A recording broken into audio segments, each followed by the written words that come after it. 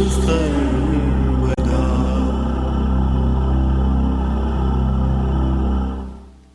Bhagavad Gita is a book of mankind's collected experience of and answers to life's most basic questions. Who I am, from where do I come, what is my purpose and destiny, and most practically, how do I find happiness? These podcasts originate in the lectures of Neil Bhatt, a disciple of Swami Chinmayananda. They are presented here in 20 to 30-minute segments, each covering 3 of the Gita's 701 verses. Welcome to Gita Wisdom for Daily Living.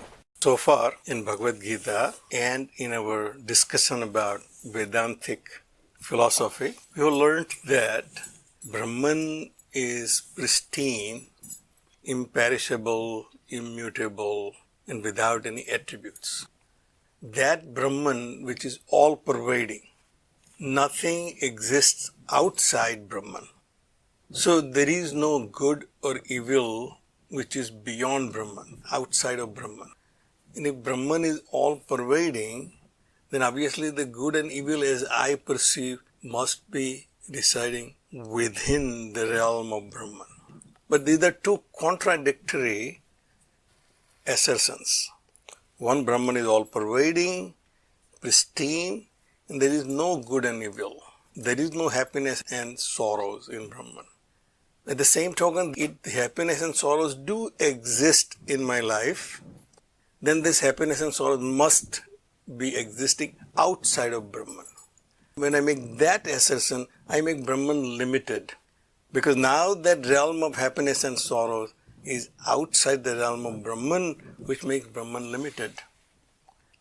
Either there is happiness and sorrow in Brahman, or there is no happiness and sorrows. And Brahman remains pristine, unborn, imperishable, untainted. So that is the quest of our life. So then we have looked at how I experience my life and what is my relationship to Brahman. So we have seen that Brahman expresses as Purusha and Prakriti, matter and energy, mind and matter, consciousness and matter. When I think about consciousness, then I'm conscious of everything but not about my own self. So this Purusha remains untainted. It is the Prakriti, it seems, goes through changes. This Prakriti, which is the manifest world, has plurality. And that's where we see changes. World as I knew yesterday does not exist today. It has already changed. So it seems the Prakriti is going through changes. So we have learned that Prakriti has 3 gunas, Sattva, Rajas and Tamas. These 3 gunas, when they are in equilibrium, there is no phenomenal world. When my 3 gunas in my self at a micro level are in equilibrium, there is no experience, which I call deep sleep. In deep sleep, there is no Sattva, there is no Rajas, pure Tamas, and everything is in equilibrium, and therefore I do not experience anything. So there is no phenomenal world when these 3 gunas are in equilibrium. It is only the touch of consciousness when I wake up from my deep sleep, then the world of phenomena comes in place. So I must make a journey from that world of Brahman which is pristine to the world of phenomena which I experience. So the world of my happiness and sorrows are within the phenomenal world. So Bhagwan in Sankhya Yoga told, you will experience this bliss if you lose your identification with this individual being that you consider yourself to be. And for that, he said, you have to purify your internal instrument. The instrument which you have to experience the world outside is mind and intellect. I am experiencing the world outside through my mind and intellect, supported by my senses. And Bhagavan in chapter 3 gave us a simple methods of Karma Yoga. To purify your mind and intellect. This mind and intellect right now has come to the conclusion that my happiness outside in this world and I need to acquire it. That notion is creating this conflict with this world, and therefore I'm working hard in this world. Actions are motivated by my desire to achieve that state of perfect happiness. All my actions right now are either to get happiness or avoid unhappiness. So Bhagavan said you are motivated by your quest for happiness. All now you have to do is find out where your happiness is. And therefore he said that the happiness lies within yourself and you need to find it. The senses are creating sense experience as we have discussed, and my mind gets deluded by moha, attachment. When I see something which I like, I get attached to it. And then I want to acquire it, and if I can't acquire it, then I get angry. So Bhagavan said, you have to purify your mind and intellect, and therefore start with Karma Yoga. Perform your actions because you're motivated to act in this world, but just change your attitude towards your actions. Your actions should expand your identity. Your problem, Bhagavan said, is your identity is so limited to yourself, to your body, to your mind, to your intellect. You have to expand it. More you expand, more happiness you will gain. If you come to the conclusion that everything that is happening in this world is perfect, then you have less complaint about this world. If Brahman is perfect, then Purusha has to be perfect. And Purusha is perfect, Prakriti has to be perfect. But Purusha and Prakriti are nothing but the expression of the same Brahman. One cannot be imperfect, another remains perfect. If Brahman is perfect, his creation also has to be perfect. So Brahman plus Maya, as we have discussed, is Ishvara. If Ishvara is perfect, his creation also has to be perfect. If I take that notion that this world is perfect, then the imperfections which I see has to be because of my own ignorance. My complaint about this world is about its imperfection. It is not as perfect as I would like it to be to make me perfectly happy. And Bhagavan said, when you change your vision, your drasti, then you will be able to see that this world is perfect. Everything is in this world is the necessity. Without that, the world will not function. The world will function perfectly for you if you start seeing it as perfect. So that journey was Karma Yoga, yoga of action. To expand my identity, more I work for the greater good, more I identify with that greater good, then achieve that sense of belonging to that greater self. So Bhagavan said, you perform Karma Yoga. To perform Karma Yoga, Bhagavan has given us yajna. And Bhagavan said, once you perform this yajna diligently, then you will achieve knowledge. That knowledge is not outside of you, but within you. You already know yourself, but right now it is veiled by your identification with your limited self and your duality between the world and you. That knowledge will remove that veil. So, what we have seen in last few verses, it says, Yatha edhansi samiddaha agnihi bhasmasat kurute. Just as blazing fire burns everything to ashes. Now there is no duality left in that fuel. If you put fire in different things, the wood and something else and paper, all that has duality before. Once it becomes ashes, they all become one. Gnana agnihi sarva karmani bhasmasat kurute tatha. The knowledge about yourself will burn all your actions, which you consider either good or evil. All of that will merge into one. In this world, there is nothing but the same entity, and therefore, there cannot be too many different things. Everything has to be the expression of the same entity. I don't identify myself as my mind is separate and I am separate. I say, this is me. So, at my level, I say, my mind and body are one and the same. I'm the same person. My present is nothing but a imaginary line between my past and future. Past and future are not two separate entities, but continuum of my own self. So Bhagavan said, that knowledge will burn all your actions. Just as when I wake up from the dream, all the actions in the dream are resolved. No consequences of any bad, good, or ugly actions in my dream. So Bhagavan said, in your understanding, all actions will burn. Nahi gnanena sadrusam pavitram miha vidyate. There is no greater purifier of your own actions other than that knowledge that you are not the doer. This world is functioning as Bhagavan has designed. So once you know that everything in this world is perfect, it is as it is necessitated, and I am a part of it, then it will purify all the impurities in your mind, which is creating this confusion. So therefore he said, there is no greater purifier. I try my best to purify my experience, make it all good, but it is not really working.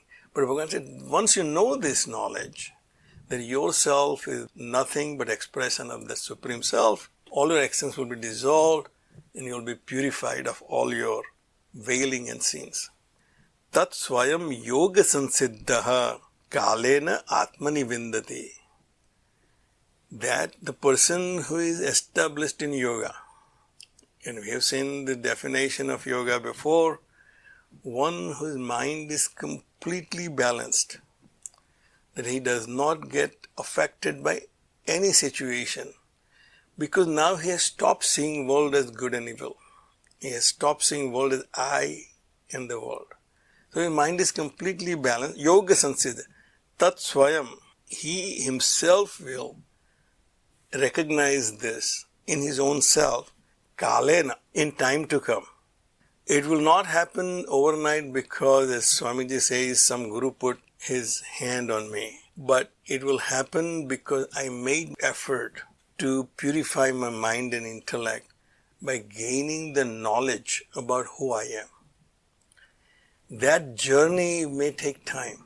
He said, Kalena, it will happen. Is it tomorrow? Is it day after? Is it a year from now? It's after 100 lives? But once it will happen. Your job is to keep marching on that path of Karma Yoga. Use the methods which are available in Shastra. All these yagnas which we have seen, Bhagavan said, at the mouth of Brahman there are many such yagnas are available. In other words, there are so many paths. Whichever path is the most conducive for your own situation, you should take that. But your responsibility is to walk that path and not just know about it. So Bhagavan said, Shraddhavan labhate gnanam. Now for that, to take that path, first of all you have to have faith that there is something which I can achieve. That destination is available for me to reach. If I want to go to some fictional place, there is no chance that I will ever reach there, no matter how hard I try. A fictional city created in some fictional novel, and if I want to see that, I think people have tried to find Sherlock Holmes' home. We all know Sherlock Holmes is a fictional character, and therefore everything we describe is somewhat fictional. But people still go to London to find Sherlock Holmes' home. That's a fictional destination. If I know Sherlock Holmes did not exist, and therefore his home cannot exist, and therefore there is no chance for me to find the home where Sherlock Holmes lived. But if I know that destination which I am looking for exists, there is Hawaii on this planet, and I can go to Hawaii if I make efforts and I save enough money and take my journey. If I have that faith, that Shraddha, Bhagavan Shankaracharya says, Guru Vedanta Vakya Adisu Viswas. If I have trust in what my teachers have told me, that H2O makes water, then someday I can go into a laboratory and make it happen. and then experience myself. But if I think this formula is wrong, what my teacher is teaching me, then I will never get there. Shraddha is trust in what I have learned from others, from their experience. I trust that there is a destination where the pure happiness lies. Tatparaha sanyat indriyaha labhate gnanam. One who is tatparaha, who is anxious, he wants to go there. Not only I know about Hawaii, but I had intense desire to go there. We heard that in Wimbledon, both players are probably equally prepared and equally capable. One who wins is one who has the fire in his belly, that I need to win this match. That anxiousness, that burning desire to achieve it, tatparaha, sanyat indriyaha. I may have both. I have faith there is a destination. I also have this great desire, but not disciplined. I want to be a great athlete, but I have no discipline. That's not possible. So these three, if I cultivate, I have faith that there is a state where I can be perfectly happy. And I want to get it because I'm tired of this life. I can't live this life anymore. I need to get that. And I'm disciplined to achieve that, to make my efforts. Gnanam labdhva param santim achirena adhigacchati. Once you achieve that knowledge, once you experience that knowledge within yourself, then promptly, within no time, you will experience that supreme peace. That's what I had been looking for all my life. Bhagavan said, it can only come by understanding your own self. Agnaha cha asraddhadhanaha cha sansayatma vinashyati. I want that happiness, but I don't know where to get it. Agnaha, ignorant. I'm ignorant about what happiness is. I think acquiring something will make me happy. Achieving something will make me happy. But once that's because you're ignorant about what you're looking for. You're not looking for acquiring things. You're actually looking for happiness. Agnaha asraddhadhana cha. Also, I have no shraddha. We all fall into that category. So, no, always there will be unhappiness. So, I am also of the opinion that what I'm trying to achieve does not exist. There is no state where I can have that perfect peace. If I have no faith that there is a state where I can achieve the happiness, Bhagavan said you will not be able to go. Asraddhadhana cha. Sansayatma, I'm constantly doubting. I don't know this 5,000 years ago what these people are talking about. Is it still true? Or they didn't make any progress in between. If I'm doubting whether this knowledge is correct or not, then also I will not achieve. So I need to have all three. I should be very anxious. I need to have no doubt that this place exists called Hawaii and I can get there. And I know what I'm trying to achieve. Then only I can achieve that. And if not, na ayam loko asti, na paraha, na sukham sansayatmanaha. I constantly doubt my own ability. If I constantly doubt what I'm trying to achieve, then Bhagavan said there is no success for such a person. Even for success in this life, as we consider our limited definition of success, first of all, I have to have faith that I can achieve that. Secondly, I should be putting my own efforts. And I have no doubt that if I put my efforts correctly, I will achieve it. Then only I achieve it. Bhagavan said, if that's not possible at your limited sphere of living, then how can that be possible for your eternity of happiness? And therefore, Bhagavan said, have Shraddha, develop discipline to get there and believe that you will achieve it. And you will achieve it. We'll stop right here. If you find this podcast helpful, please support it by donating any amount by going to the episode's website at neilbhatt.podbean.com or at chinmayarichmond.org. Thank you. Om Sarve Bhavantu Sukhina Sarve Santu Niramayaha Sarve Bhadrani Pashyantu Ma Kaschid Dukkha Bhag Bhave Om Shanti, Shanti, Shanti. Harihi Om. Shri Gurubhyo Namaha. Harihi Om.